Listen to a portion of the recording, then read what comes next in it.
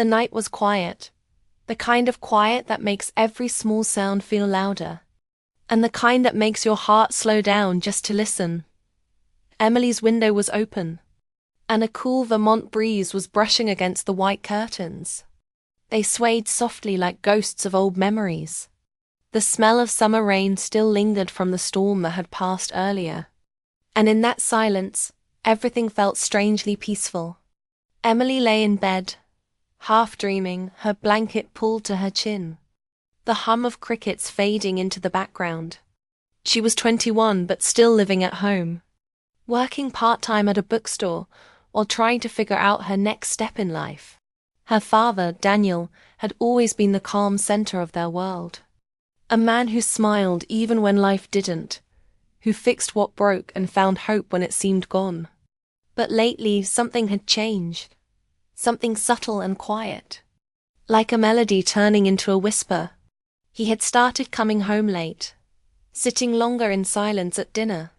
And when she asked if everything was okay, he would smile and say, "Everything's fine, sweetheart," even though his eyes said something else.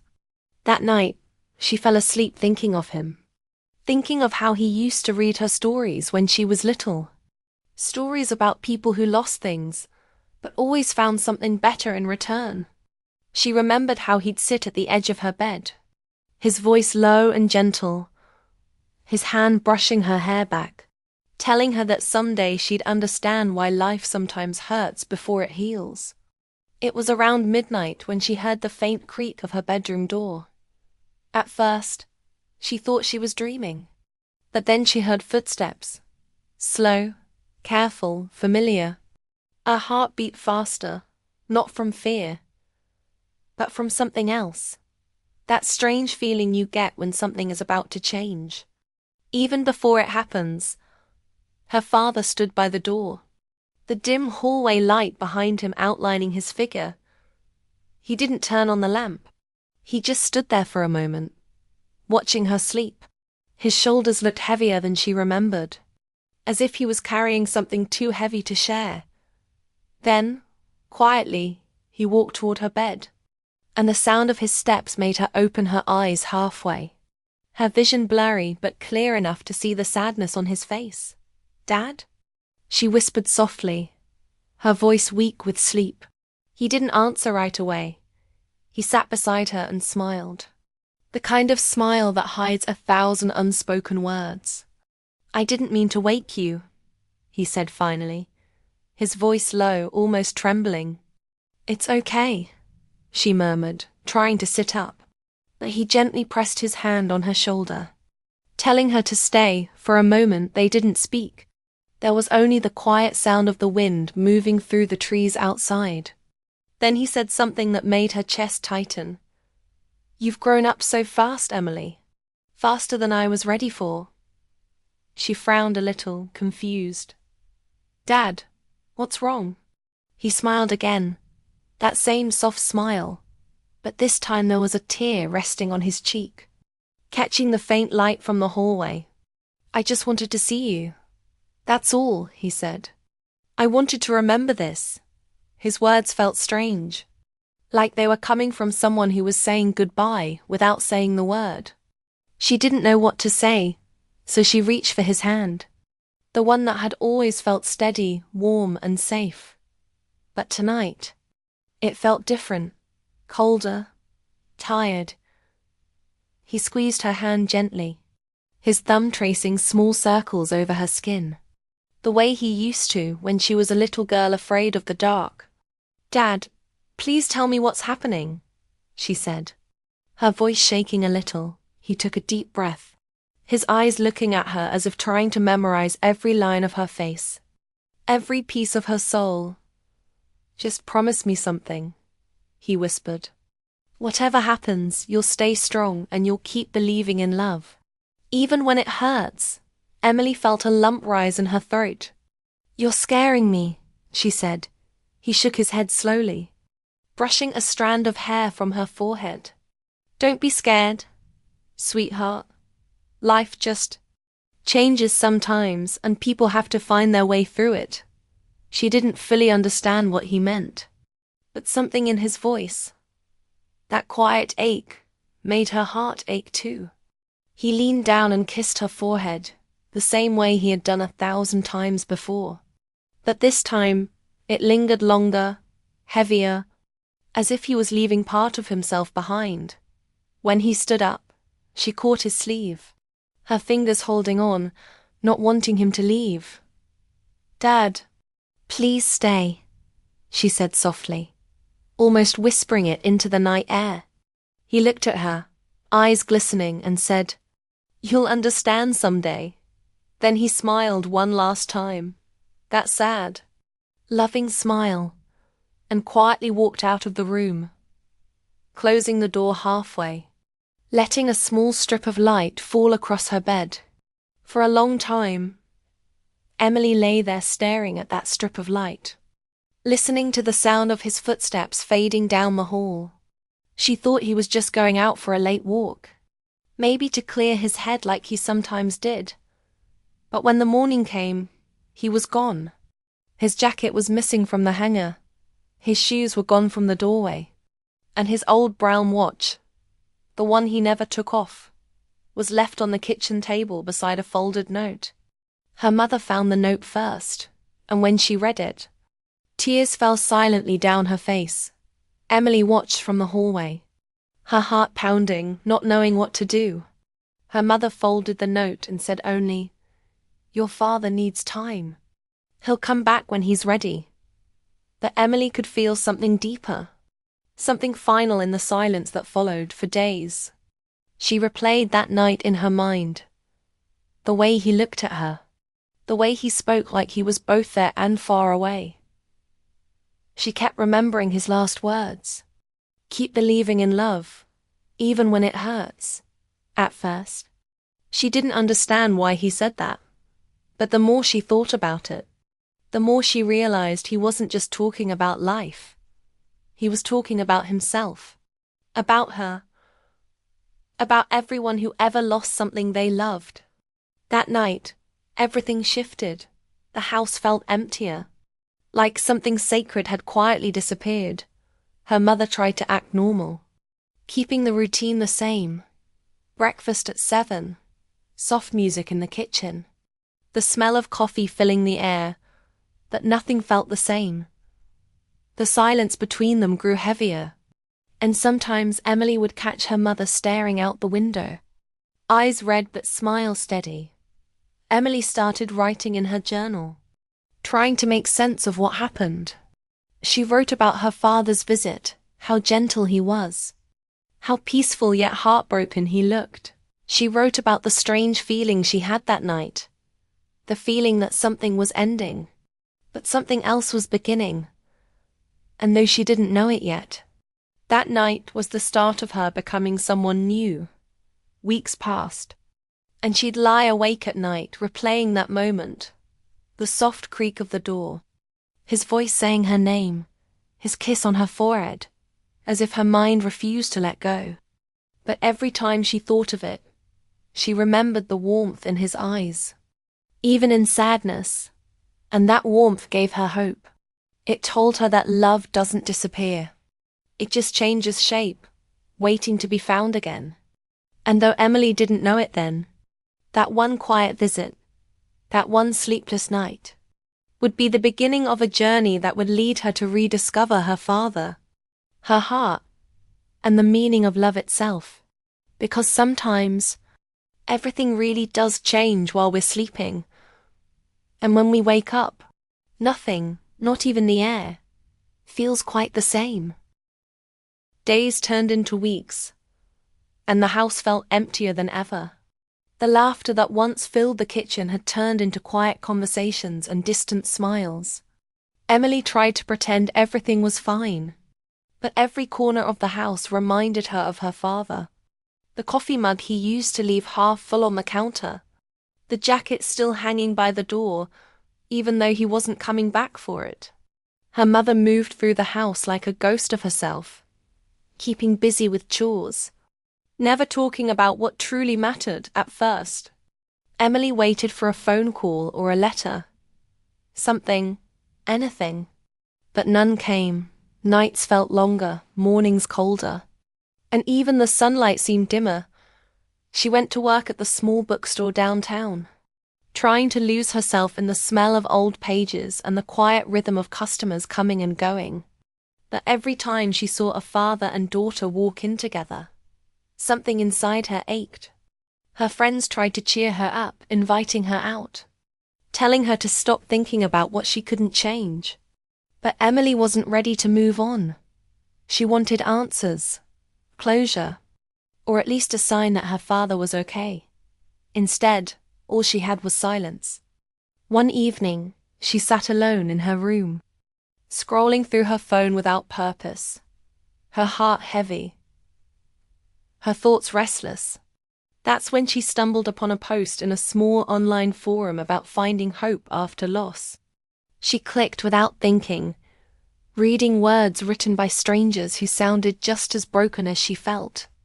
People who had lost parents, lovers, or themselves along the way. It was comforting to know she wasn't alone. She decided to comment. Just a few lines. Nothing dramatic, she wrote. Sometimes I wonder if people leave not because they stop loving us, but because they can't face themselves anymore. She didn't expect anyone to reply. But within minutes, someone did. His name was Noah. His message was simple. That's a beautiful thought, Emily. Maybe love doesn't disappear. It just hides until we're ready to see it again. She smiled for the first time in days. Something about his words felt warm, familiar, like a voice from a dream. They started messaging more often, sharing small pieces of their lives. He lived in Seattle, worked as a graphic designer, and spent his weekends photographing sunsets over the water. She told him about Vermont, about her father's bookstore days, and how quiet her world had become since he left. Their conversations became a routine, a gentle rhythm that gave her something to look forward to. Mornings began with his messages, and nights ended with his voice on the phone. Sometimes they talked for hours, not about grand things, but about the small ones. Favorite songs, strange dreams, the comfort of coffee in the rain. Noah had a calm way of speaking, his tone soft but sure, like someone who understood the weight of silence. He never pushed her to talk about things she wasn't ready for. Yet somehow, she found herself opening up anyway, telling him about her father's visit that last night, the way he said goodbye without saying it, the way his kiss felt like a farewell. Noah listened quietly, and when she finished, he said something she never forgot. People like your father don't really leave, Emily. They just take the long road back. Those words stayed with her, floating in her thoughts like a quiet echo. She didn't know why, but she believed him. Days turned into weeks again, and she began to notice changes in herself. She smiled more, laughed at small things, started writing again, stories about love, loss, and finding light in the dark. Noah encouraged her, telling her she had a gift, and that maybe sharing her stories would help others too. One night, as they talked, the rain outside grew louder, tapping against her window like soft fingers. She told him she wished they lived closer, that she could see the ocean he always talked about. He chuckled, saying, "Maybe someday you will. The world isn't as big as it feels when you're lonely." There was something in the way he said it, gentle, honest, that made her heart flutter in a way she hadn't felt in a long time. She didn't want to admit it, but she was falling for him, not because of how he looked, but because of how he made her feel seen, understood, safe. And yet, every time her heart began to open, a quiet guilt followed, like she was betraying the memory of her father, as if moving forward meant forgetting him. One afternoon, she was cleaning her room when she found an old envelope tucked inside one of her notebooks. The handwriting on it made her freeze. It was her father's. The paper yellowed and fragile. Her hands trembled as she opened it. Inside was a single sheet with words written in his familiar steady handwriting. "Emily, If you ever find this, I want you to know that leaving was never about you. It was about me. I needed to find the parts of myself I lost before I could face you again. Love doesn't vanish. It only waits. Please don't wait for me. Live, love, and remember that I am proud of you. Always. Dad. Tears filled her eyes as she read it, her chest tightening with emotions she couldn't name. It wasn't the closure she imagined, but it was something. It was love, raw and unfinished, but real. That night she told Noah about the letter, about how it felt like her father had reached across time just to speak to her again. Noah didn't try to comfort her with cliches, he simply said, "Maybe that was his way of saying he's still walking beside you." His words wrapped around her heart like a quiet embrace. She realized then that sometimes healing doesn't come from answers. It comes from being understood. Their calls grew longer after that. They talked about everything, about dreams, about fear, about the strange beauty of not knowing where life would lead. Noah told her he had once lost someone too, a sister, years ago. And that pain had taught him how to see love in small things, in people, in moments that don't last forever. Emily listened, feeling a deep connection she couldn't explain. It wasn't about romance yet.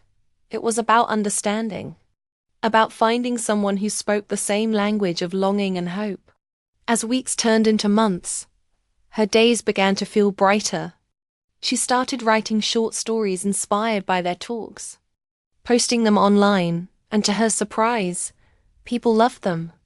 Readers said her words made them feel seen, made them believe in love again. One evening, as the sunset painted her window in orange and pink, Noah sent her a message that said, "If your father could see you now, he'd be proud, not just because you survived, but because you turned your pain into light."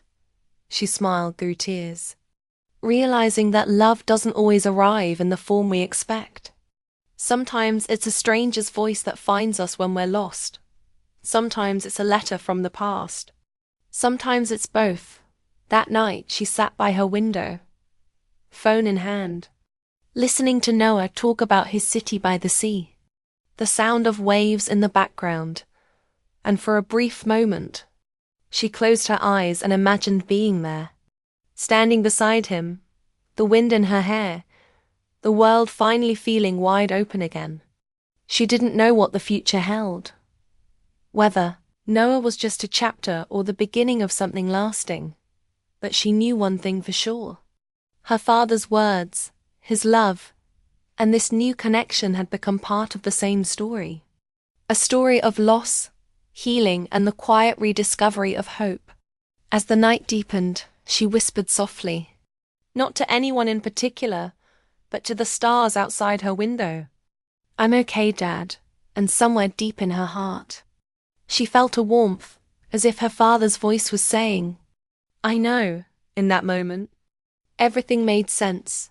The silence, the pain, the waiting, it had all led her here, to this strange, gentle place where grief and love could exist together, and where even a stranger's voice could feel like home.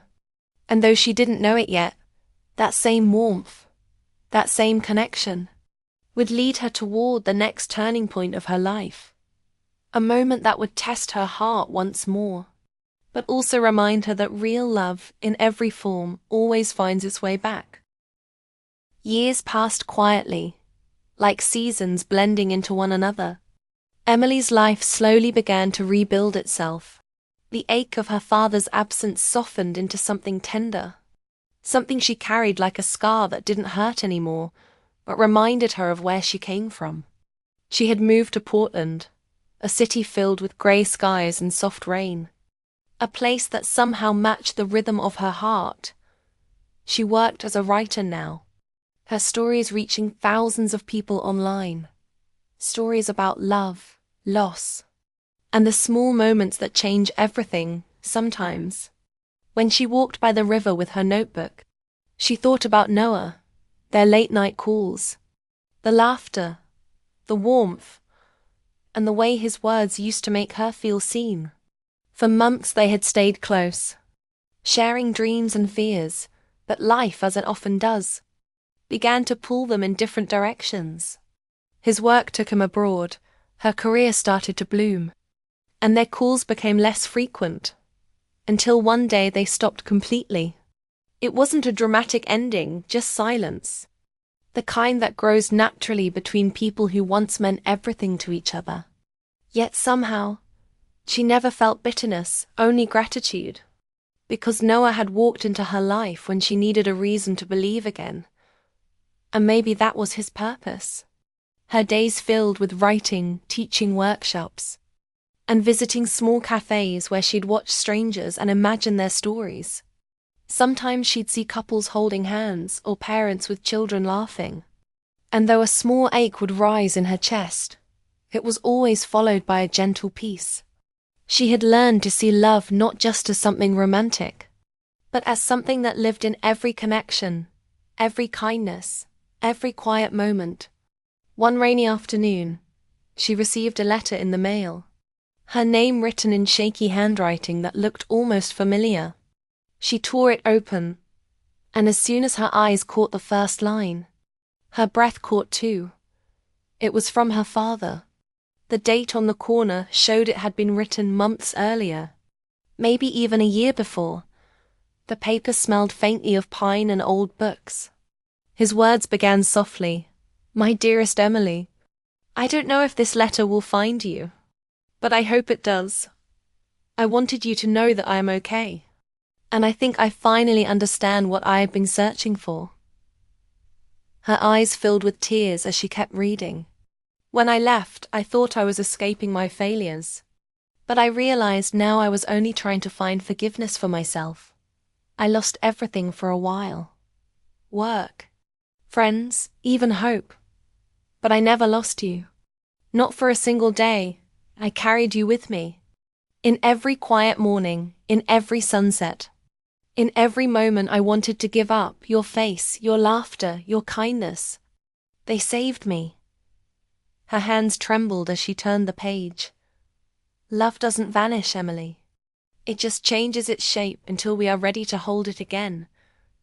I am proud of you, and I hope someday, when the time feels right, we can meet, not as the people we were, but as the ones we've become."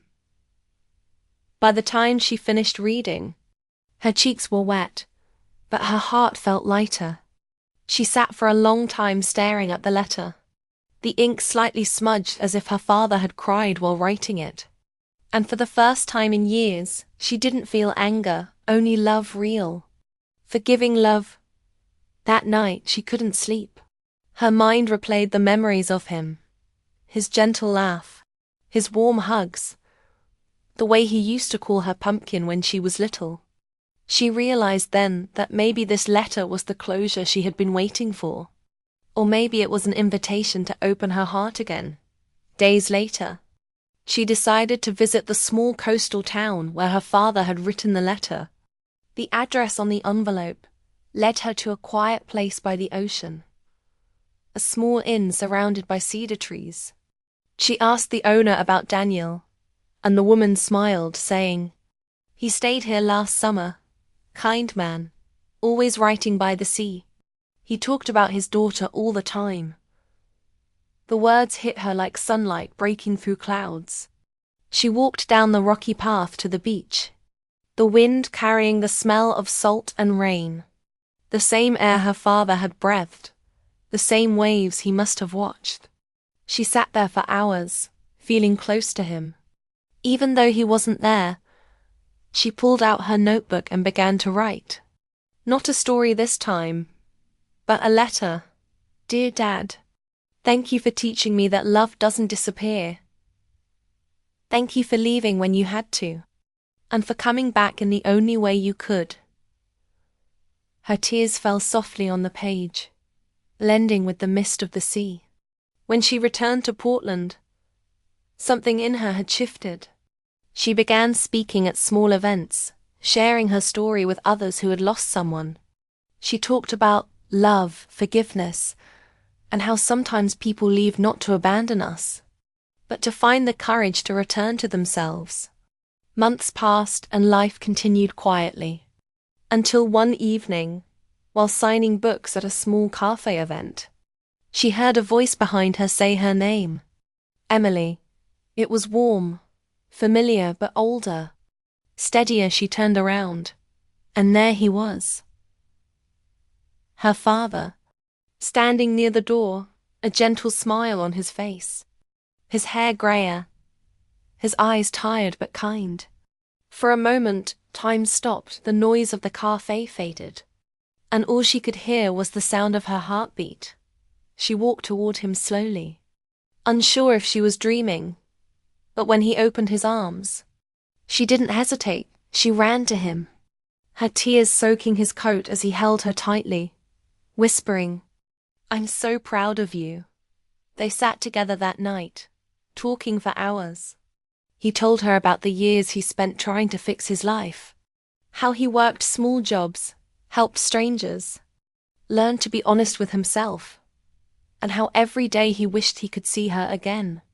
She listened quietly, sometimes crying, sometimes laughing, realizing that forgiveness had already happened long before this moment. When they parted that night, he said softly, "Love always finds a way back, doesn't it?" And she nodded, smiling through tears. Yes, it does. After that, they began to rebuild their relationship slowly, meeting for coffee, sharing old memories, and making new ones. It wasn't perfect, but it was real. And that was enough. Emily felt whole again, not because everything had been fixed, but because she had learned to see beauty in what remained. A few weeks later, she received an email from Noah. After years of silence, he had found one of her stories online. The one inspired by their conversations, he wrote. "Your words still feel like home, Emily.